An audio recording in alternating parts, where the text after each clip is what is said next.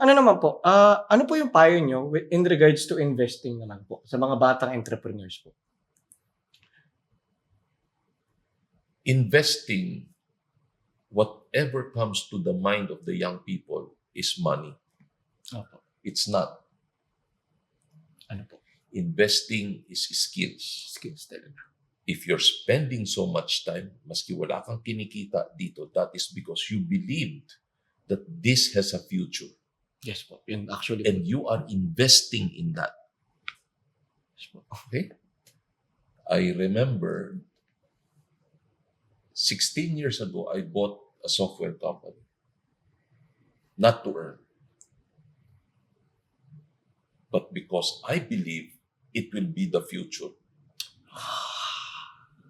That was 16 years ago. Yes. And that company became a distributor of many antivirus brands. Okay? And of course, yung income is a bonus. Bonus na lang. Sir, paano nyo po nakikita yung potential ng isang venture? Probably it's a gift, Opo. but technically, it's being able to be sensitive to the society. I would say business is when somebody finds a solution to a problem. Yes. Totoo yan, sir. Okay? Business is when somebody finds a solution to a problem.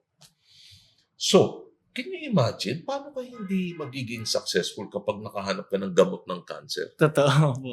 O, di ba? Pag nagkaroon ka ng solusyon, subukan mo na lang pag ikaw nakahanap ka ng gamot, lalo na mahaba buhok mo, tapos sabi mo, ang gamit kong lotion na to ay pampahaba ng buhok.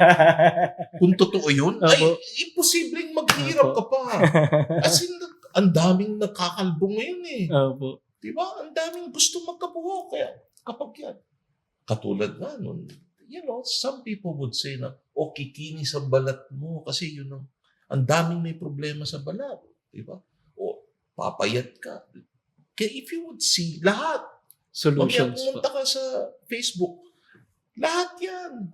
Puro solution. Opo. So, out of your investment, hopefully, you are looking for a solution. Yes po. Kung ma-share ko lang po yung sa podcast naman po. Kasi yun nga po yung sinabi nyo kanina, yung pagiging reklamador. Dati po kasi parang sa college po, medyo natutunan kami mag-criticize sa society. Pero parang dati, ang dami ko reklamo. Tapos parang na-realize ko, ang dami ko nga reklamo sa masa. Ano bang ginagawa ko para may magbago dyan? So parang ito po, I mean, medyo long game po yung investment nga po ng time, energy, and resources.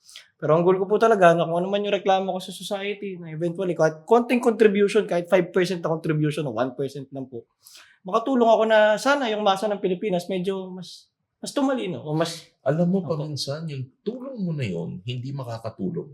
Opo. Pero ang importante is yung nag-try ka, yung mind mo matitraining to think a workaround.